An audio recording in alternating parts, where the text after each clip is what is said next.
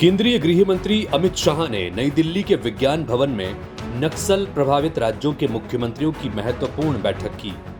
इस बैठक में अमित शाह ने नक्सलवाद के खात्मे को लेकर छत्तीसगढ़ के मुख्यमंत्री विष्णुदेव साय के प्रयासों की जमकर प्रशंसा की। उन्होंने कहा कि सरकार ने डिफेंसिव नीति को बदलकर आक्रामक नीति अपनाई है। मैं फिर से एक बार छत्तीसगढ़ के मुख्यमंत्री, गृह मंत्री, उनके डीजीपी, उनकी पूरी टीम को हृदय से बधाई देना चाहता हूं। नक्सलवाद आज साबित हो चुका है कि नक्सलवाद आदिवासी क्षेत्रों के विकास के बीच में सबसे बड़ा रोड़ा है।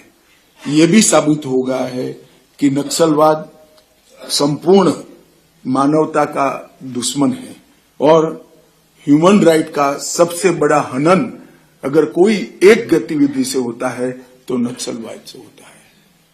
8 करोड़ लोगों को मूलभूत सुविधाओं से वंचित रखना, ये इससे बड़ा उनके ह्यूमन राइट का कोई हनन हो नहीं सकता।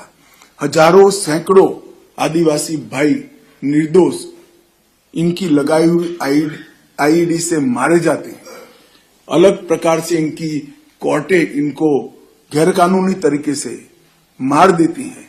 इससे बड़ा ह्यूमन राइट का कोई वायोलेशन हो नहीं सकता और नक्सलवाद के कारण ही विकास रुका है, ये भी अब साबित है। अमित शाह ने बताया कि छत्तीसगढ़ में जनवरी से अब तक लगभग 194 नक्सली मुठभेड़ में मारे गए हैं। 801 गिरफ्तार हुए और 742 ने आत्मसमर्पण कर दिया है। इसके साथ ही नियत निल्लानार योजना के जरिए नक्सल प्रभावित इलाकों में विकास का नया अभियान चलाया गया है। अमित शाह ने नक्सलियों के मोर्चे पर छत्तीसगढ़ में मिली सफलता को दूसरे राज्यों के लिए प्रेरणा बताया।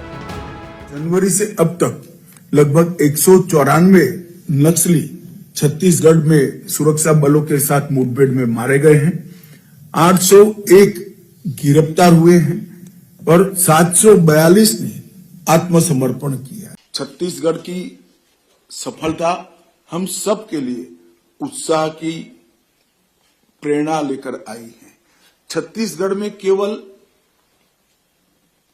हथियारी ऑपरेशन नहीं चलाए गए, सरेंडर हुए वो भी एक अलग बात है, परंतु इसके अलावे वामपंथी उग्रवाद से प्रभावित सभी जिलों के अंदर छत्तीसगढ़ सरकार ने एक विकास का नया अभियान चलाया। इस अवसर पर केंद्रीय गृह मंत्री अमित शाह ने हिंसा की राह पर चल रहे युवाओं से मुख्य धारा में लौटने की अपील भी की।